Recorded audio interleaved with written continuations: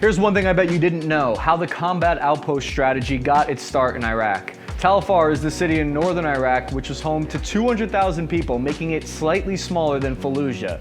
The Battle of Tal Afar and the coalition strategy there was considered to be the first time they had a clear success in the war.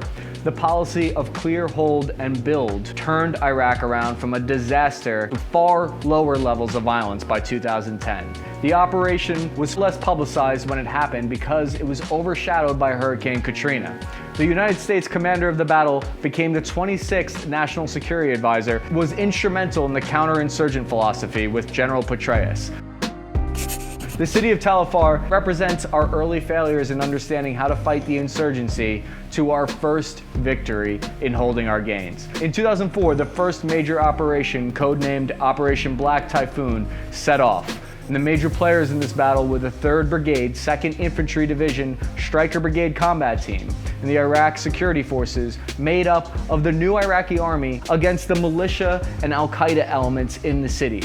They aimed to gain control of the city, wipe out the enemy resistance, and then they hoped to return back to their major forward operating bases. It was a great success, but in May of 2005, the insurgents had taken the city back again, which called for another mission to regain control of Tal Afar. Operation Restoring Right began in September 2005 with 5,000 soldiers for the Iraqi Security Forces and 3,500 troops from the U.S. Army's 3rd Brigade Cavalry Regiment and elements of the 82nd Airborne Division.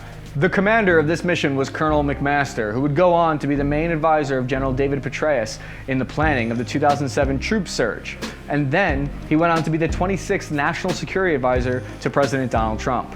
The U.S. entered the city with a plan to surround the enemy forces there and then squeeze them out to checkpoints that they had created around the city. They fought to regain control of Tal Afar once and for all.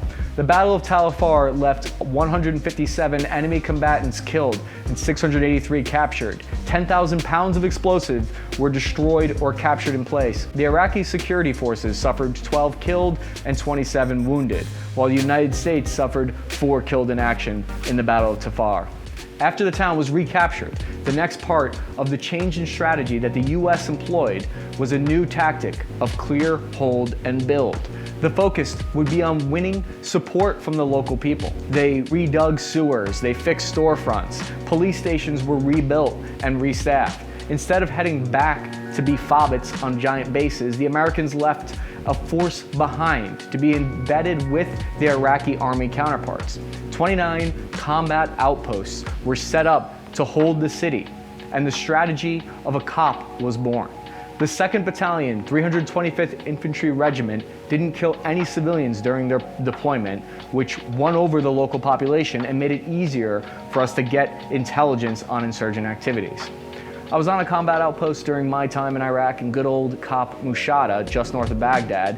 We were on a base the size of a football field that we shared with Iraqi police elements. It seems obvious now, but at the time, the idea of putting a company of soldiers within the middle of a city must have seemed insane. You're putting the soldiers surrounded and living 50 feet away from Iraqi forces that are corrupt and would happily sell you out for a Zune media player. It would hold the city as part of a clear hold and build policy that would define the Iraq War for the rest of the time there. Tal Afar went from having the lowest voting turnout to the highest in the country. Schools and businesses reopened after the battle. In March 2006, President Bush pointed to Tal Afar as a success story, a shining example of what the U.S. forces hoped would happen for the rest of the country.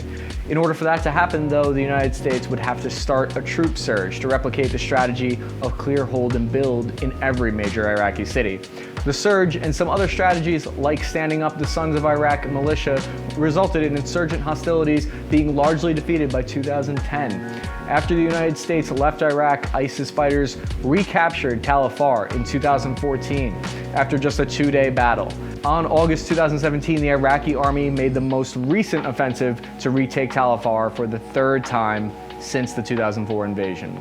They successfully recaptured the city by the end of that month, and as of November 2019, Tal Afar is still in friendly forces' hands. And that is how the story of Tal Afar has kind of been a microcosm for the entire war in Iraq.